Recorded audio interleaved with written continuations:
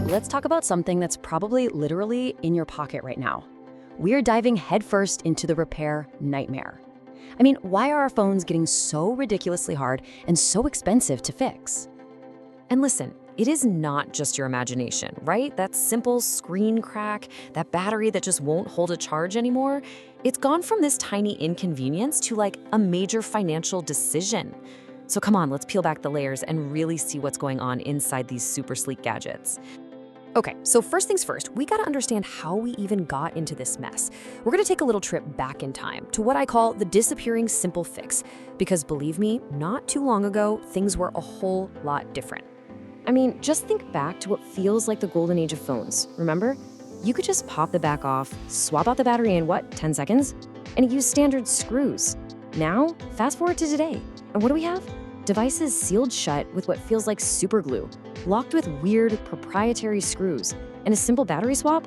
Yeah, forget about it for most of us. And here's the thing. This didn't just happen by accident. Nope. Manufacturers will tell you it's all for, sleeker designs or better water resistance. But the real story? It's a deliberate, fundamental shift in how they think about design. They are actively moving away from making things that you can actually fix. So how does this philosophy actually show up in the hardware? Well, that brings us to our first major hurdle, what I'm calling the physical nightmare of integrated design.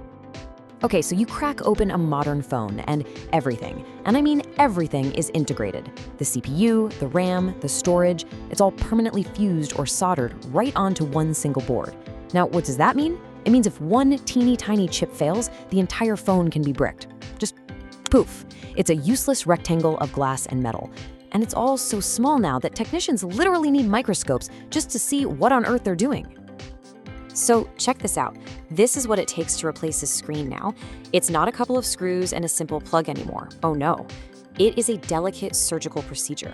You need a heat gun, special tools to pry it open, and the steadiest hands imaginable to navigate this maze of super fragile cables. And, as you can see in that last step, even if you do all the physical work perfectly, the biggest challenge might still be waiting for you. And that leads us right into our next piece of the puzzle, the invisible barrier. We've talked about the physical roadblocks, but now we gotta talk about the hidden code, the software locks that can stop a perfectly good repair dead in its tracks. All right, there's a key term you absolutely have to know, and it's called part pairing. So what is it? Basically, it's a software lock. The phone's brain, the logic board, it's programmed to recognize the unique serial number of all its original parts, the screen, the camera, you name it. So let's say you install a brand new, perfectly genuine part.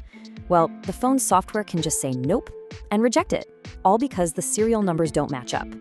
So what does this actually mean for you, the person holding the phone?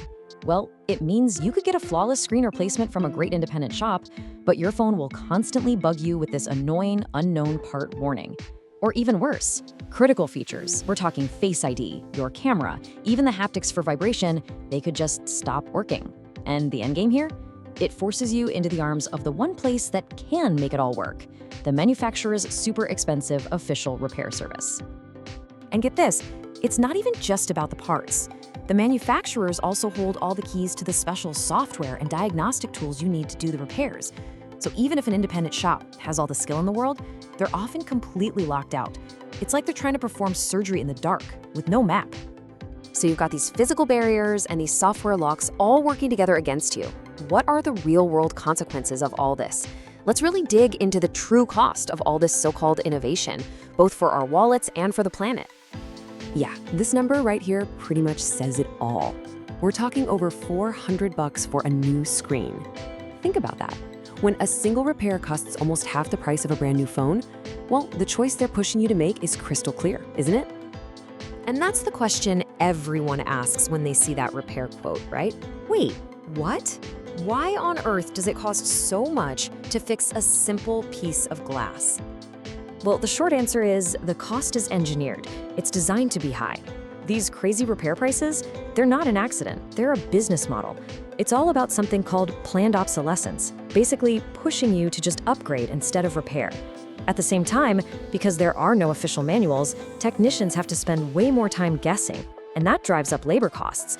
And the biggest cost of all, millions upon millions of perfectly fixable phones end up as toxic e-waste in landfills, which is just a disaster for our planet. But you know what? This is not where the story ends. Not by a long shot.